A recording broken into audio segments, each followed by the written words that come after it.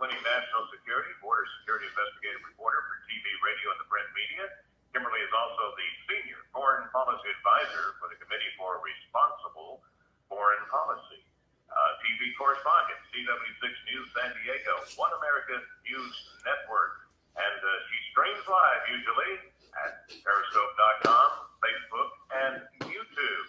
Hey. Hi, how's it going? I'm streaming and Periscoping today.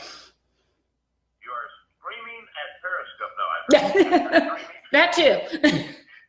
All right. And streaming at Facebook and Periscope.com. There it is, Periscope.com. All right. And I'm sure you're going to pop up on my little tiny computer here at any time.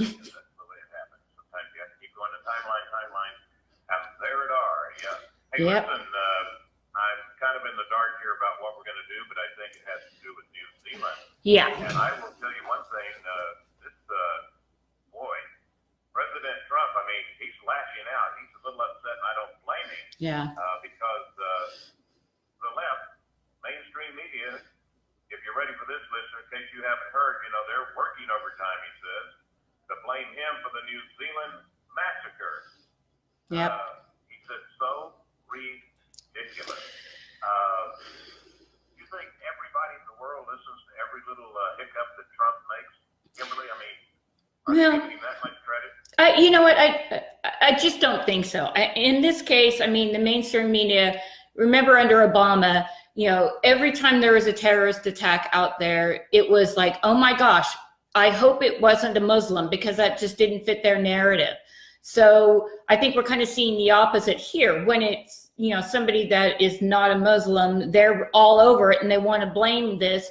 And we know that the establishment media is really just grasping at straws. As we know, the Mueller report's going to come out in the next week or two, probably going to have nothing in it. So why not blame terrorism on President Trump here?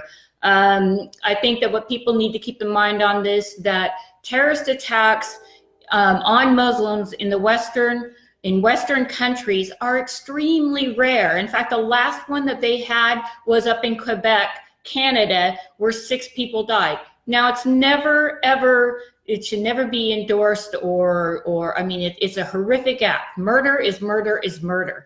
But when you look at the Christians across the Middle East and in America and around the globe, they're the ones that are actually taking the brunt of these terror events and losing their lives substantially greater numbers.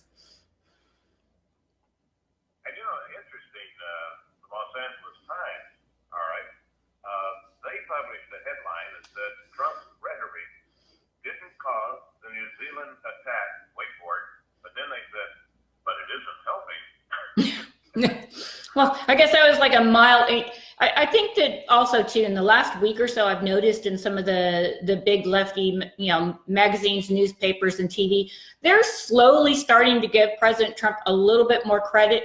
However, the reason they're doing that is because we're coming up on a 2020 election, and they don't want to be left on the sidelines when it comes to interviewing the president, moderating debates, and things of that nature, that right now they are just in ill favor with the president.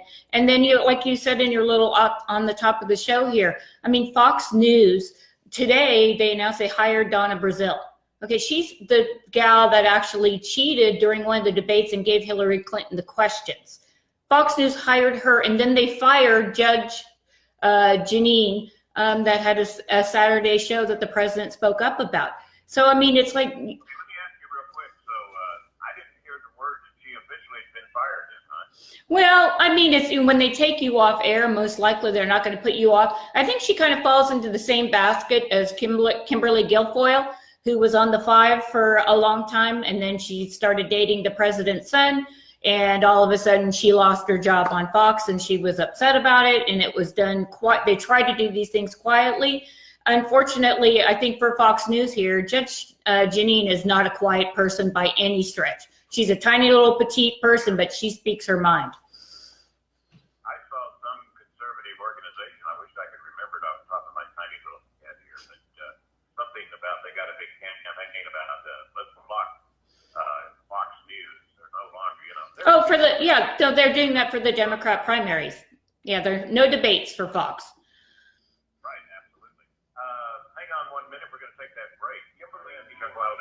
Kimberly Dvorak, CW6 News San Diego, One American News Network, and she is the Senior Foreign Policy Advisor for the Committee for Responsible Foreign Policy. And speaking of foreign policy, a little bit later on, I think you and I should touch on North Korea. But more insanity coming along here from this shooting. And, you know, I've got some more quotes here I want to give you real quick. Okay. Some of these names, you know, I hate it when people that are on the air all the time don't have a name that I can pronounce real easy. But anyway, Okay. This one's not one of them. It's Piers Morgan for the Daily Mail. Here it is. He says, Mr. President, if you don't furiously disown the racist lunatics claiming to be inspired by you, you'll be damned by your silence. CBS, Nikki Batiste, I guess, Batiste. Batiste? Ever had drinks with her? No. But Batiste. Batiste? Okay. She's a regular, I guess, on Morning Joe. Here's another one, Johnny Deutsch, Deutsch. Johnny Deutsch? Speculated. Deutsch? Joyce, yeah. Okay. You're good at this. Now you want to be on radio or TV. Okay. Anyway, so Donnie Deutsch speculated the president wouldn't issue a strong enough statement because the victims were Muslim. And then let's see, this is a quote. I'm going to be curious to see if President Trump's reaction. Obviously, he'll condemn it, but his reactions when it's a hate crime against Muslims are some of the groups he's exploited with his dog whistles. I certainly hope it's a full-hearted, angry condemnation and not in any way a pulled-back condemnation because Muslims were a target. That's Duche again said before Trump actually came out and spoke against the shooting. Two real. And others on Fox News Sunday yesterday, Chris Wallace, was asking the chief of staff and OMB director Mulvaney that, hey, is the president going to come out and do a huge speech saying that he condemns this and that he's with the Muslim people and that they need to get out there and, we're going to go after this. It's completely unacceptable. I think that it's completely unacceptable goes without saying. Most human beings on this planet would say that's unacceptable. To have to give an entire speech on it, and you kind of can contrast that to President Obama, where his very first speech that he gave was in Egypt. And then, of course, in Egypt, shortly after that, we had the Coptic Christians, where the bombs went off, and there was, let me look at the number, there were 45 Coptic Christians that were murdered. And I don't remember the left going bananas that these Christians were murdered in Egypt after the former president had made a big speech there. Like I said, when you look at the numbers on this, there are far more Christians that are killed than Muslims. Again, it goes without saying that what happened in New Zealand is atrocious, should never happen. But they already have very, very tight gun laws there. And clearly that wasn't enough to prevent something like this from happening. And then again, in the Netherlands today, there was another guy, they don't know if it was terror related, but it's being reported that it was related to that. 3 more people killed in a tram. This stuff is happening, and it's happening, unfortunately. The numbers of this are Muslims that are living in Western countries, and I don't mean just the U.S., I mean Europe and around the globe. Well, they're the ones that are bearing the brunt of actually committing the majority of these attacks. Very few numbers when you look at the grand scheme of things. Not to play it down, but I have to in this case. The 3 that were killed on the tram, right? Yeah. All right, and who knows their nationality or whatever, but they got to play on it because, hey, here's another chance to talk about, what can we blame Trump on? Mm-hmm. But why don't they say, and by the way, there were 3 killed on a tram, and we had 20 killed in Chicago. Yeah. Okay.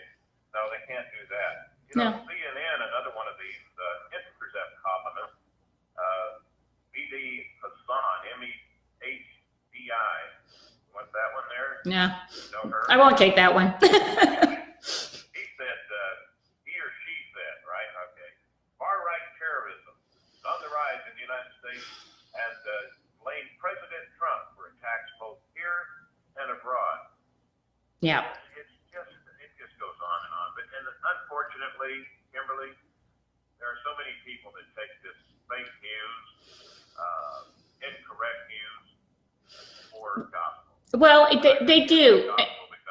And a great example of that is what happened at Fort Hood, where we had a man that was in the U.S. military, did not want to go overseas and serve for the U.S., government and in the military. And then he decided he was going to, he communicated with Anwar al-Awlaki, the radicalized terrorist that was in Yemen that we drone strike and killed him. Whether that's lawful or not, it's a whole nother story. But he said that he allied with him, and then he went and killed how many people on the base?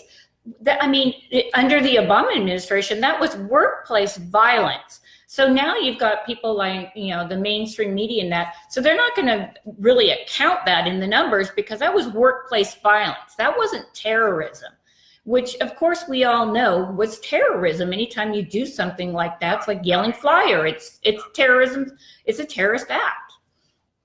And he's shouting, whatever it was, Akbar, Allah Akbar. What was the total count? Because, they had to redo that count, now.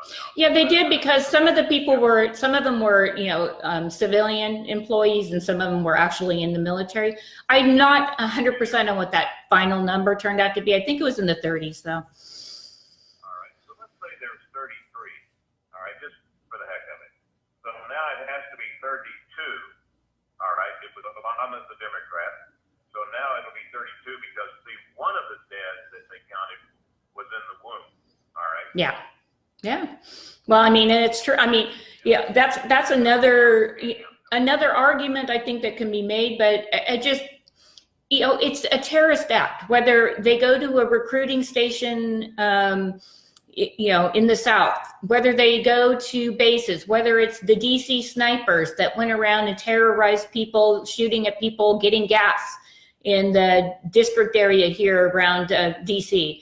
And a lot of this, they don't want to throw those numbers in because it doesn't look too good for them. And again, I can sit here and give you the date and of what happened on January 7th and 9th, Charlie Hebdo attack, killed 22 people in France. 2015, a Muslim was decapitated by a radicalized Frenchman, and then and he continued on with his van to run his van into a gas factory to start an explosion. In 2016, a policeman and his wife were murdered by jihadists. Another act in 2016, July, a truck was driven into crowds at Bastille Day in Nice, and that killed 86 people. On July, again in 2007, or again in July, in Normandy, 2 jihadists attacked a church during mass, killing an 86-year-old priest. 2017, we have a Muslim stabbed to death 2 young women in France on a train, screaming Allah Akbar. And then last year, we have another terrorist attack that happened over in France, or actually in London, where they went through the supermarket in the area and started stabbing people and killing people. These events are just in the last couple of years. This isn't counting, back to 9/11. This is like in the last couple of years. And these were, predominantly Christians that were killed. So, in this sense, again, nobody condones it whatsoever. And I'm actually proud that most of the media is not mentioning the name of this person that perpetrated this attack, because we're giving him glory, and that's what he wants, is his 15 minutes of fame. So I'm very glad I haven't been doing that for years, because I always thought that's what they wanted. They wanted that notoriety. So in this case, I'm actually going to give the media, most media outlets are trying not to reveal his name and show the pictures. And that's a good way. That's a good way to go about kind of disarming this and hopefully being able to control it. But you got to look at New Zealand. It's a country with tight gun control laws, and this happened anyways. I think because I got this article from Lisa Donor, Leesa, Lisa K. Donor, talking about New Zealand. Yeah. It says, getting your hands on a firearm in New Zealand is no easy task. And I'll tell you what, just real quick here, owning a firearm in the land of Kiwi is not a right, it's a privilege bestowed upon those who are willing to run the gauntlet of gun laws. And there are many. Everyone must be licensed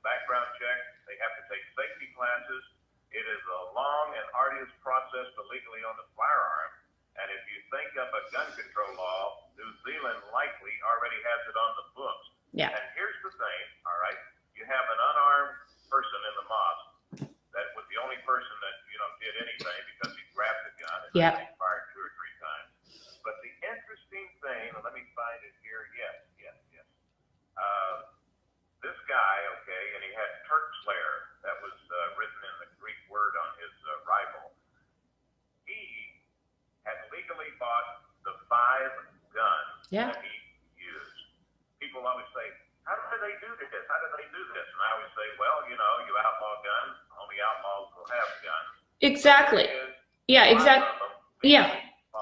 And the other thing to kind of keep in mind on this as well is New Zealand's part of the Five Eyes, which means that, they're one of America's closest allies, and we're supposed to be sharing information on possible terrorism acts that are being planned, that are, trying to figure out why they happened, if they missed it. They're supposed to be sharing that information, the Five Eye countries, Australia, New Zealand, Germany, France, and the UK. And it seems to me that someone definitely dropped the ball here on this. I mean, obviously this person had tendencies to go this direction, but he didn't, in his, 70-page plus manifesto, he basically was saying that, he didn't, America was not like one of the countries he really respected. I think, one of the things he said was, I respect, what China's doing. And of course, we've covered the Chinese Uyghurs on this program. And what they're doing is imprisoning and trying to do re-education camps with the Muslim people in China. That's something that he admired. That's not something that the United States admires or does or has done. Rather than blaming Trump, let's look at China. Because Yeah. like you say, they're the ones locking up 1 million Muslims because they don't like their religion. Mm-hmm. And like you say, his manifesto. He also had a little portable camera, on a helmet, I guess. Yeah. I think it's a GoPro. I hate to say that, but I think that's what it was, a GoPro. Athletes use those all the time. Yeah. Before they took it down or something. Yeah. Well, it drew a lot of people to the internet, I suppose. I don't know how Facebook does this. This country, we have a First Amendment. Obviously, we don't want to see things like that on the internet. So it makes it a little bit tougher. But Facebook said they're working now even harder than ever to find these things and take them down before they actually, go on and on. Because I believe it was live for like 6 or 7 minutes. An incredibly long time for something like that. I actually had the actual time, and I was thinking it was longer than that. You're always, so here it is. The gunman live streamed 17 minutes of the rampage at the Al-Noor Mosque. Yeah, they're talking about too the going from one to the other too. So he was, trying to go from the one mosque to the other mosque. So that's, And it says the Facebook, Twitter, Google scramble to take down the video, widely available on social media for hours after the bloodbath. But you could probably say something about some Congress lady, from Michigan or Minnesota, and Facebook could get it down in 10 seconds. Probably, yeah. And I just want to mention, I know we're coming up on a break here again, that, Turkey, we need to look at Turkey here because president, he was prime minister, now he's like dictator for life. Erdogan came out and said that, he was just aghast at how Muslims are being treated, that this is unacceptable. We can't allow anybody, right-wing extremists or otherwise, to kill Muslims. It's, completely unacceptable and all this, but yet he has no problem with, Muslims killing Muslims in the Middle East, which happens every single day. So you have to kind of think that, he's making a statement like that to get at President Trump. And because Turkey's still a member of NATO, we're supposed to be sharing information. They have access to state-of-the-art military equipment, satellite imagery, and things of that nature. This kind of, when I heard him speak out about this, my first thought was that here's a country that's trying to coalesce all of the Muslims around him because now that ISIS is done with their caliphate, it's long been told that President Erdogan in Turkey thinks he's the next caliphate. He's going to be the next leader of the caliphate. And I think that, yeah. Yeah. And when we come back, you don't know, I'm sorry, I'm 1 minute yet. Go ahead. Oh, I'm sorry. No, I was just going to say that, this is something that countries do to coalesce the population together, and then they form a united front. Much as the United States was a country at back and forth over the Gore election, 9/11 happened and we all came together. So this is something that countries use as a defining moment in history and to unite the population to fight back. And I just think the words that Erdogan was using were very telling. Wilder, CRN, with my guest Kimberly Dvorak. And we all know that you can follow her on Facebook, all right? DVORAK. And she streams live at periscope.com, all right? And you can also sign up, I think, and get these shows repeated on YouTube. Now, Yes. But where's the best place to read what you're writing about? That's what I want to ask. Well, I mean, on the KD Report, you can read all my stories there. Also, a lot of my stuff's been going to antiwar.com, an American conservative magazine. So all over the place, actually. I never have a quiet moment, as you know. Go to duckduckgo.com and just put Kimberly Dvorak. There you go. All right, So, what do you want to comment on here before we run out? The more truth? yeah, two things. Two things I want to just cover real quick here, and I'll finish with one that I know you'll like. But the first thing is today that we in New Mexico got a superseding indictment alleging the conspiracy to attack Americans on American soldier or American soil here in New Mexico. So that Muslim group that was operating, they were living on land that they weren't supposed to be living on. They were indicted today. So the FBI let them go because they got a lot of pressure from activist groups, and now they've rearrested two of them. So they indeed have the evidence that they were going to commit a terrorist act. And the most heinous thing about that is teenage children said they were being given, and I'm reading quote here, military training to carry out jihadi acts on college and school campuses. I mean, children, they're teaching to do this. And I'd like to kind of just touch on is I remember last Thursday evening, we kind of started and a lot of the media actually started talking about finally Hillary Rodham Clinton's private server and the email and all of that scandal. And now that's been completely knocked off the news networks whatsoever. So when we were just going to kind of start getting involved in seeing that maybe there's some, collusion or other charges, during the run up to the 2016 presidential election, that's no longer, because now we're going to talk about the fact that, sadly, another terrorist attack has happened. The mainstream media, boy, I mean, Yeah. You got to depend on One American News Network or Yep. Fox, and because these guys, they're not going to talk about Hillary. No. They may talk about the daughter, and then she'll say something, and then backtrack. Yeah. It's hard to keep up with this stuff, isn't it? It is, but CNN did start to talk about this, not the Lemons and the other people, but some of the actual journalists there were actually starting to talk about this. And again, something like this, a terrorist act, is horrific. But if we continue to throw 24/7 coverage on this, you're going to have more people out there wanting to mimic this or copycat because they're going to get their 15 minutes of fame. It has to stop. The media needs to slow down on over coverage on these type of events. Yeah, and I really think that although they don't want to express it out loud to their comrades, but that the Democrats, I think, they're smart enough to know, hey, aren't we blaming Trump for too many things? I mean, this is kind of, and we're talking about how bad the old white men are. Yeah. And then here they got Biden, up there. Beto? I don't know, is he white or is he Indian or is he Mexican? No, he's actually white, and I actually know a friend that went to prep school with him here in DC. And so he's brought up in a well-to-do family, and he married into a multi-millionaire, if not billionaire family. His wife's family has a lot of money, so. North gave him $150 million to beat Cruise. Yep. Didn't work. And it didn't work. So it's going to take more, I guess. Kimberly Dvorak, Dvorak, the KDReport.com.